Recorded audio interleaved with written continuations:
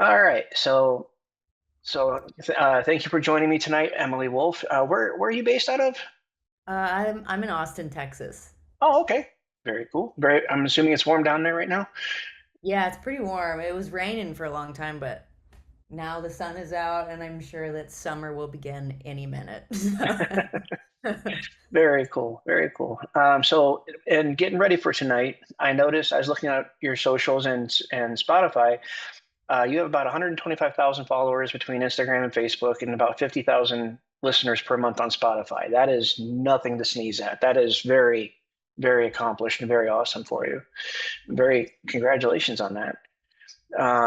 I did want to say I've spent some time with Blowback, and I'm really excited for this because there's a lot going on under the surface, and I'm looking forward to diving into that with you. Great. I keep coming back to the feeling I keep coming back to the feeling on Blowback.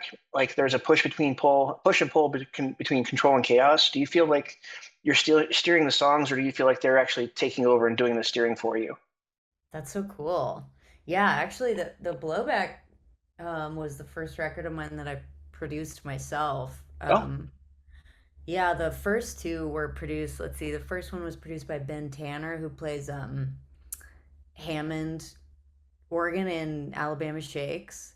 And then the second one was produced by the bass player from Queens of the Stone Age. And then this one, the one that I did was called the Blowback. And yeah, no, that's like a really good observation. Is it's just like between chaos and control, and that's literally like the whole record yeah. summed in one sentence. Yeah, yeah, yeah. That's let's see the songs. I feel like that one, the record was written really quickly. It was one of those that just like popped out, like, Wow. and there was so much going on, and a lot of ups and downs in my life at that time. Mm. Um, but yeah, yeah, that's You could feel the roller coaster. You really could. And I didn't realize who produced the other ones, but like you said, this is the first one you did yourself, and I think that I guess maybe it was the control that you had over it, the creative control you had over it. Maybe that's why it sounded more personal, I guess, if that makes sense. I don't know. So I just been really digging that one out of the three. I've been really digging that one the most. thank you so much. No worries, no worries, no worries. Um, so your guitar tone feels like an extension of your voice at this point. So has your relationship with your sound changed as you've evolved, or is it something you've known instinctively and worked towards? Oh man. Well, my sound has been so all over the map my whole career. There's been like, yeah, I did an interview earlier today, Hmm. and they were telling me that, there's so many different genres Mhm. in my back catalog. And Right. I'm like, yeah, I know. Like it's because I think what I was doing up until this point was Mhm. trying to find my voice, like, and I would just write songs that I liked and that just kind of came out, and there wasn't like a defined kind of lane up until now. Mhm. Um, and so yeah, it's truly been like the whole time up until Mhm. now has just been me trying to find my voice and my identity. And it is kind of like it's wild to put out records about that, and like here's where I am now, and then Mhm. here's where I am now, and um it's just kind of like my life in real time, I guess. But as far as guitar tone, like, man, I went down so many rabbit holes with like the right sound that I heard in my head, and like trying to find Mhm. that. And so that took me a long time, a lot of pedals. I bought a lot of pedals. So um bought too many pedals. But yeah, Is there such a thing? It's nah. I don't think so. I don't know. absolutely not. So yeah, so when you're talking about how your life was like ups and downs and everything, I'm kind of curious, what was the weirdest thing that inspired you to write something? What was like a weirdest kind of, I've got to write this down now, like some catalyst that was the weirdest catalyst, I guess would be the best way to put it. Gosh, that's a really good question. Let me think about this. The weirdest thing that inspired me to write something.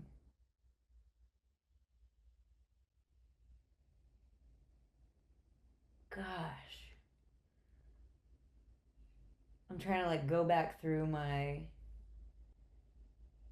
whole thing. Okay, so there's a song. I mean, honestly, like there's a lot of weird things that have happened, but Hmm. like I think it was like the new stuff. Like the weirdest thing was that like I had come to this point in my career after the Blowback had come out. It had been out for like a year or so. And I had been touring and touring and touring and just working so hard and Hmm. like, like running on a treadmill that just would not stop. Hmm. And so I reached a point where I was like, I don't know if I can do this like I'm doing it anymore. I feel like I'm just kind of going somewhere and the destination I don't even know where it is. So like then, I mean, I was done with this tour. It Hmm. was a pretty intense tour. I was on my way back and I thought to myself like maybe I should just like call it. Maybe I should go back home and sell all my gear and just get a job as a receptionist or something. Like maybe Hmm. that's what I need to do. And then I was in my van driving Hmm. and this blue jay hit my windshield like right when I was thinking that. It was crazy. Like that's never happened to me before. Hmm.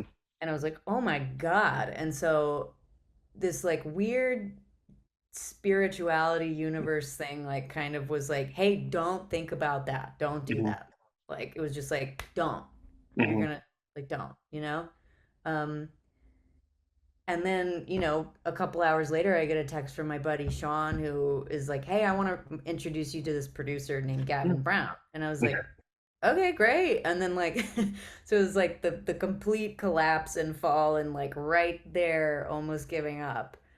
And then, boom, like this guy falls into my life, and now I've got these songs, and Yeah. things are going great. So, like, I think that that was the weirdest thing. Like, and then we wrote Lips, and then we wrote Crave Me, which are two songs that just came out. And Yeah. um, so yeah, I think it was just that, like the valley of it all, you know? That's awesome. That's really it kind of you're kind of playing into my belief that we don't know what the universe holds, but no matter how infinitesimal you think you are, you're still an integral cog in the grand scheme. And the universe is like, hey, you can't have that thought right now. No, no, no, no, no. Snap back to reality. Come on. So it sounds like what happened. So that's very awesome. Yeah, pretty That's wild. Yeah, yeah, yeah. Sadly, the universe had to sacrifice a blue jay to get your attention, but you know, for the greater good. yeah, totally. Yeah. All right. So there's this balance in your music that I feel between polished production, raw energy. Have you ever had a moment where this sounded too perfect, where you had to break it on purpose? Ooh, that's a yes. Yeah, actually. Yeah. So in the studio in these new songs, Hmm. um, there was a point where like we were recording everything at Sweetwater Studios, which like I don't know if you know about Sweetwater, but it's like this big they're like a instrument dealer, but they have this like Oh, kind of secret like studio, and it's honestly like the best studio ever. It's I mean all the gear is brand new and it all oh. works, which is like rare in a studio. Um, but like everything was so pristine and I couldn't figure out like why. I was like, God, this just sounds too perfect. And Gavin was like, well, let's fuck it up a little bit. And so like we put like like so we put, like this like rawness to it. Like that's my favorite part Mhm. of music in general is like the rawness. Like if it's too perfect, it like takes out the human element to me. So like yeah, I mean, I feel like I run into that every time I record. Like I just want there to be some kind of identifying thing that's just exclusively me, you know? Yeah. And a Yeah. lot of times that's just like making it slightly shittier. Nah, nah, nah. I've actually had people come up to me at concerts and stuff and see, from a previous concert, I've never seen you post a bad picture because I don't post the bad stuff. I don't know what you want me to say here. So, all right, that's awesome. I like that. I really do. So was there a moment on the Blowback where you felt like this may be too much to put out there, but you did it anyways?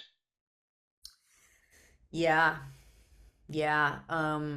There is, gosh, I feel like most of the songs on that record, I'm like, I don't know if people are gonna like this. Like, this is so incredibly personal to me. Like, I felt like I just opened up a diary and Mhm, was like, here's music to it. Like, um, so yeah, I feel like the first song off that record, I was pretty nervous to put mhm, out.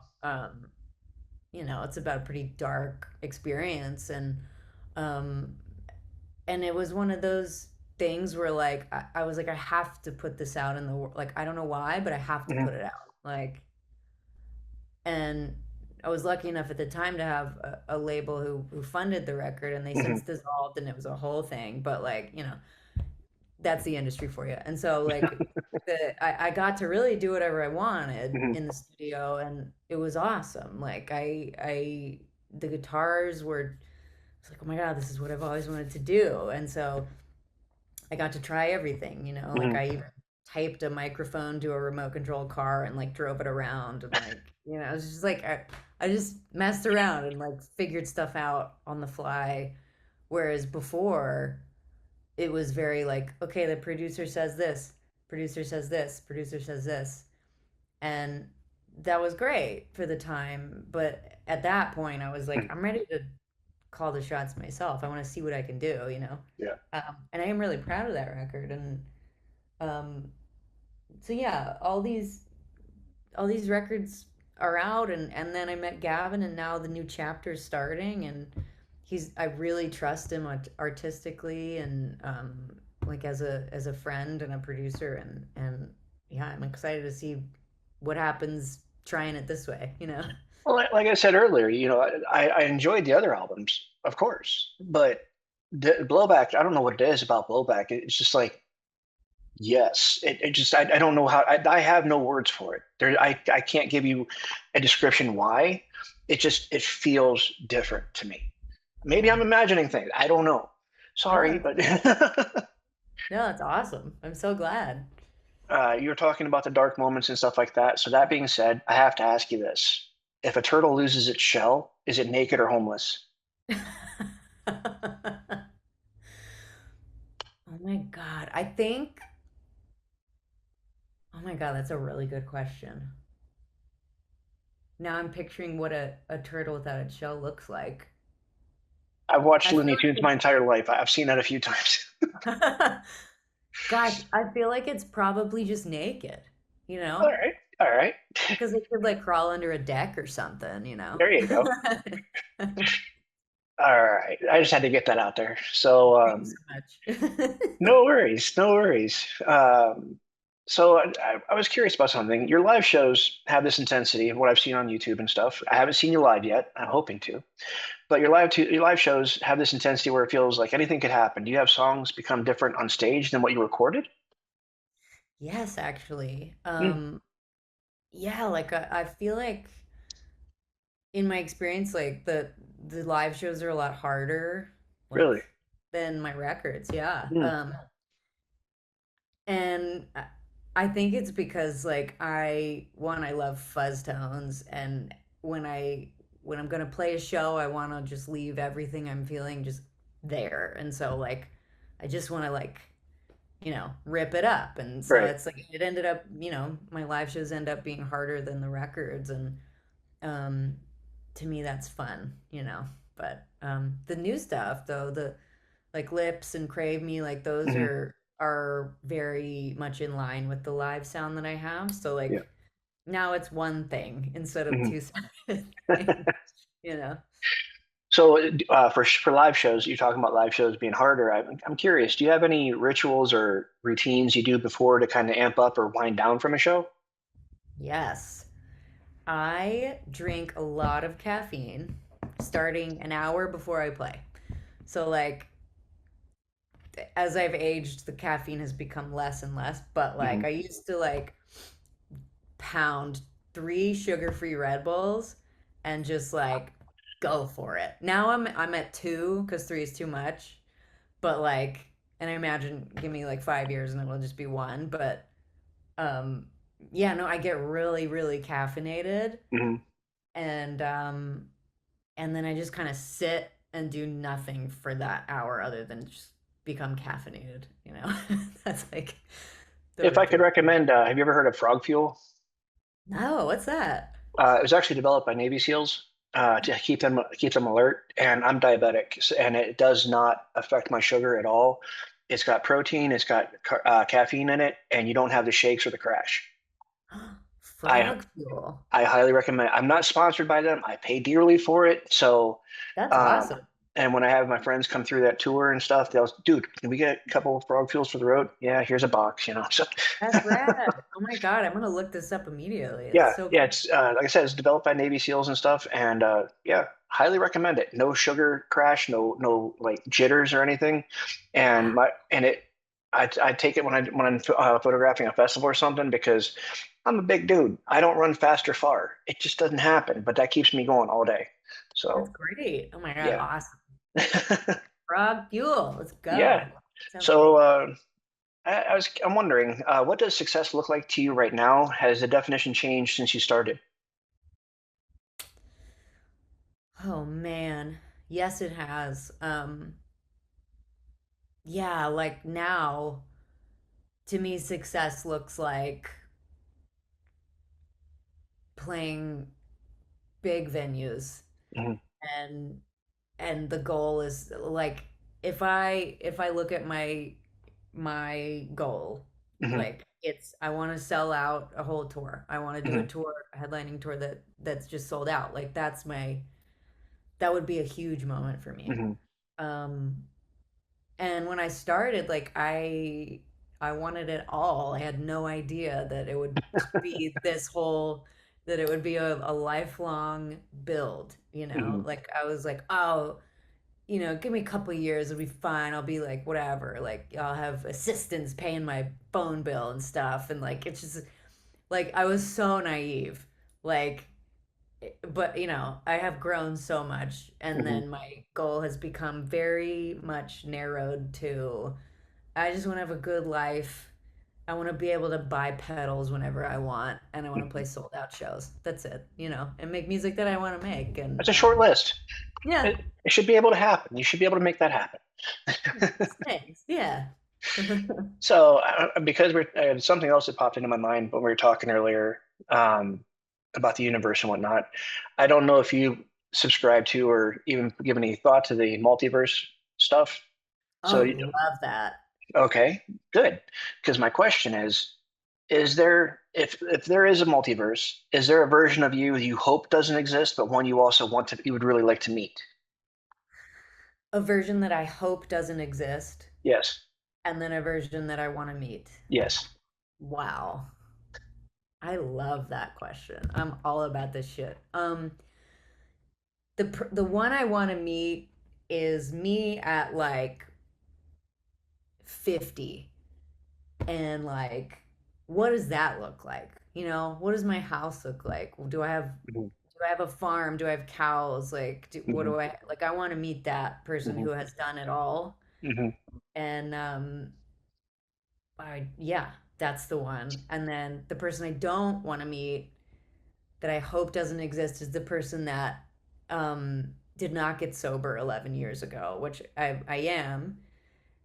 And that would be honestly, I don't even know if that person would exist anyway because like Yeah, I was very much in a bad way yeah. um, with addiction, and yeah, it's been 11 years, and so That's I'm like, beautiful.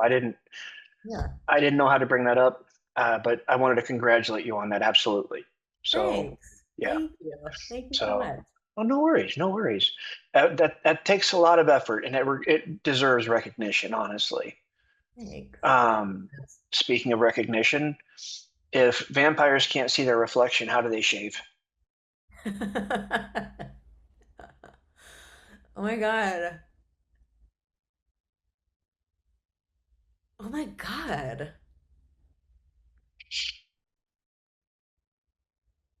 I don't know. I'm like, do they shave? Do they have beards? If you think about it, I can't remember a portrayal of any vampire that has beards. It's always the werewolves.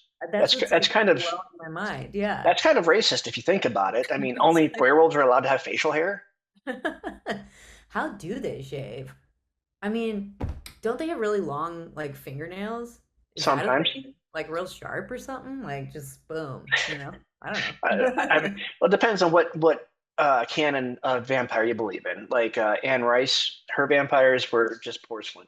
Uh, and then you have others. Maybe they meet up and at if they do grow facial hair, maybe they meet up and like, hey, I'll shave you, you shave me, kind of thing. Yeah, they That's a have good nighttime barbers. I don't know. Maybe it's a thing. point. Ah, goodness, I just had to get out there. So, is there any venues that when you're planning a tour? Is there any venues you're like, I've got to hit this one. We got to fit this in there somewhere. Or is there any venues you're like, you know what? If we get it, great. But is there any cities or venues you really look forward to? Oh man. Gosh, there was this place in Baltimore that has sadly closed. It Oh, was called the 8 by 10, and like I loved that venue.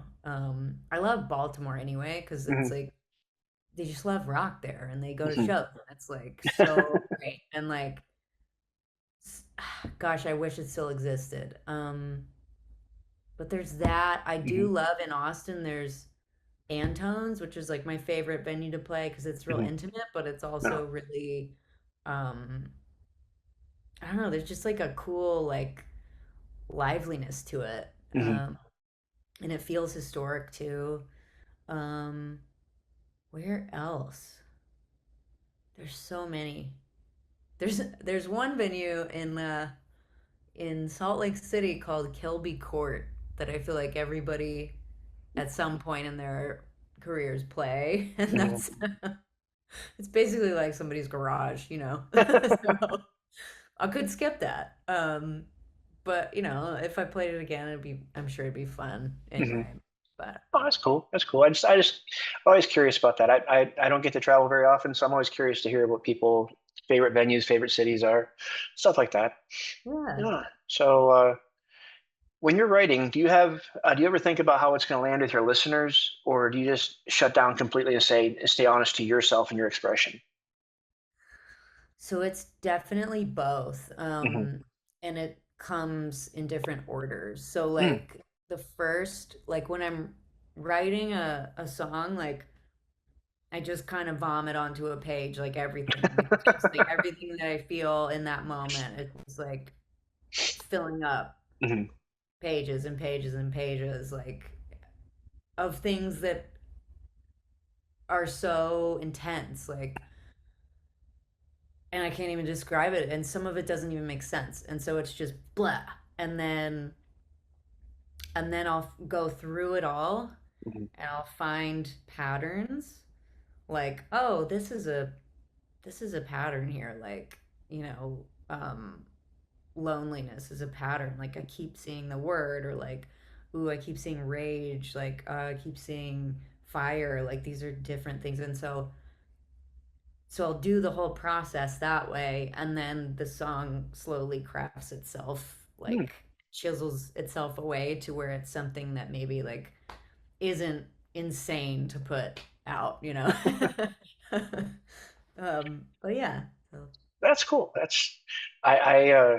I don't understand how musicians write. I don't get it. It doesn't compute to me, and I'm in absolute envy and awe that people are able to do what you guys do. Seriously, I can't carry a tone in a bucket, and I can't play an instrument if my life depended on it. It's just so I am absolute awe of what you guys do, honestly. man, that's awesome. And then putting out the fact that you're standing up in front of people. Yeah, no, definitely no. Definitely no. Sorry, Not for can't do it. you. No, no, No. no. I was at a very large festival, photographing and videoing friends that were playing at a very large festival. I looked out and there's 30,000 people, and I'm like, yeah, no, no, no, no. So To each their own, but yeah, it was definitely intimidating. I don't know how you guys get up there and do it, let alone almost every night. I don't understand. It is kind of wild, like, because I get more nervous in front of less people. Like, Really? yeah, it's almost like the more people there, the Hmm. more I'm like, oh, there's no way I could even begin to like scratch the surface on what these people are thinking or feeling. There's too many of them, Hmm. you know. But if there's like 12 people, it's like, oh my God, I'm very nervous. I feel like I can feel everybody's energy. Like if it's like 30,000, I'm like, I'm out, dudes. I'm just gonna play, and it's like great. You know, it's Hmm. almost like there's so many people there that there's no one there. If There's that so makes much, there's no focal point. So great. Gotcha. Gotcha. If someone were to just find your music for the first time, what do you hope they feel, or what do you hope they feel and not just hear? gosh, I hope they feel something like about themselves that they weren't aware of, or like Mhm. they didn't know how to voice or something. Um, I think that's it. Like I would obviously, I would love for someone to love the lyrics and the melodies and the tones and everything, Mhm. but I think the main thing is just to like make somebody like realize like, oh, that's how I feel, but I couldn't put it into words, you Mhm. know? Yeah, Yeah. that's awesome. So that being said, what do you think was the greatest thing before sliced bread? What year was sliced bread invented? I have no idea. I honestly, let's find out. Let's pull up the internet. Yeah. All right. What year was sliced bread invented? All right. Um, July 7th, 1928, in Oh the my God. Chillicothe Baking Company in Missouri. 28. Hmm. And they missed July Wow. 4th by 3 days. The greatest thing before July 1928, probably my grandmother. She was born Awesome. in 1910. She's no longer Wow. here, but like she was rad. Like she would roll her own cigarettes with one hand and she rode a moped and like she did not care. Like she was like, that's what I want to be when I'm older. So, yeah. Very cool. Very awesome. Not before we really started recording and everything, I asked you about if you had any tours or anything. You mentioned Philadelphia and then a bunch in the South. So do you have a tour released yet, or one you want to talk about?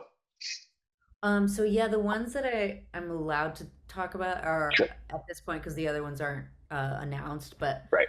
so it's Philly, something called Sing Us Home Fest, Hmm. um, with the Menzingers and Mountain Goats and Dave Haas, and then I'm gonna support Youngblood in Wow. Phoenix and Irving, which is close to Dallas, and then Austin. So those are really big for me. And then I've got some other tours that aren't announced yet, sadly, but definitely ones are coming for sure. Well, when you're getting ready, when those are announced, if you want to do another interview to promote those, please hit me up. Have your people contact me because I don't have people yet. I'm not that big yet. Uh, so I'm very, Okay, but like I said, when you're planning a tour, if you can try to hit Pittsburgh or Cleveland or Columbus, I will definitely make the trek to you. Absolutely. cool. Cool. So, but other than that, I am curious about two other things but I'll let you go. One is, what with all the touring you're mentioning before, what's a staple that it's going to be on the bus? You know it's going to be on the bus. It has to be on the bus. Oh my goodness, Diet Coke. 100% Diet Coke, best soda in the entire world. I love it. I'm obsessed. Diet Coke, and then Celsius. You heard of Celsius? Yeah, I've seen it. I haven't tried it Might yet. be switching to frog fuel though. Like, I'm telling you, try it. Just look it up. They sell it pretty much like on like Amazon and a bunch of other places. Frog Fuel sells it direct, but I think they're a little bit more expensive than Amazon. okay. And then after you have a membership for a while, then they actually start giving you discounts. So it's a Oh, it's a sick. That's So, awesome. like I said, check it out. And like I said, I I want to make it appreciate clear, I do not get sponsored by them or anything. I just buy a lot of it. So it. What kind of flavors do they have? it honestly, uh, most people don't refrigerate. I refrigerate mine, and it tastes like a liquid sweet tart. Cool. Yeah, Love it. that. Some people can't handle the sweet or the sour punch, but yeah, I chase it with water and I'm good. So I'm telling you, Great. it's awesome. I'm The other in. the other thing I was curious about is being. Do you listen to any bands or any bands outside of your genre that you find a lot of influence for, or you just really enjoy? Oh my gosh. Yes, actually, I really enjoy Motown stuff. Like, um, I like grew up listening to it, and then Hmm. I just love it. It's Yeah. just there's so much soul, and there's like almost like when you put on like Marvin Gaye or like the Temptations or Hmm. Gladys Knight, it's like you're just there, you Hmm. know, like you just feel like they're in the room with you, Yeah. and that's my favorite part about it. But yeah, and then I also really love pop, like surprisingly. Um, like I love like Ariana Grande and Sabrina Carpenter and those people, and because I just think the production is interesting. Like the producers behind all of that have figured out like what humans want to hear, and Hmm. then it's like really Hmm. interesting to me. Yeah. Yeah. That's awesome. And then I was I'm happy you said pop because I was talking to a few people about the interview tonight, and they're like, "Oh, who is she?" I'm like, "Oh," I told her Emily Wolfe. Look her up. They're like, "Oh, okay." And then my buddy, he and I are hardcore Star Wars fanboys, and he looked at me. I said, "Yeah, she looks like Ray. Yeah, it's." Hey, And then, awesome. and then it's like, and then he asked me, well, "What does she sound like?" I said, "If you took Melissa Etheridge and Gwen Stefani and make a baby, that's what she sounds like to me. That's to me." Awesome. It's meant complimentary completely. I like both of them, but it was just kind of funny the culmination that because as humans we compare everything to something else, and Yeah. so it was trust me, like I said, that was meant completely complimentary. So Thank you. Thank you so much. I love it. I'll take it. I'm a big Star Wars fan too. very cool, very awesome. All right, I Yeah. really appreciate it, Emily. I trust me, I could sit here all night and talk to you about music and stuff and ask questions and stuff, but I don't want to use up too much of your time and everything. And like I said, when you're planning your next tours, please, Columbus, Pittsburgh, or Cleveland, I'd definitely love to come out and hang out with you. Okay, great. Amazing. I'll let you know. I will for Awesome. sure. Yeah. And then if, like I said, when you're getting ready to promote once they're announced, we can do another one to promote those tours as well. Absolutely. Great. So Perfect. again, thank you for meeting with me tonight. I really appreciate it. Yeah, thank you. Thank you so much. This was great. I appreciate all the questions. It's All right, awesome. if I see if I have any more for you. No, I think we covered everything. Actually, I do have one I didn't ask you. Yeah. If you clean your vacuum, does that make you the vacuum cleaner? I do clean my vacuum actually. So I If you guess I don't, it's gross. have. Yeah, I've had to like dust it, because I have dogs and God, I vacuum every day. It's like crazy. They shed like nobody's business. But that's funny. I like that. Very cool. Have a good night, Emily. And again, thank you very much. All right. Thank you so much. Okay. I'll See see you you again. later. Okay. Yes. All right. Bye. Bye. All right.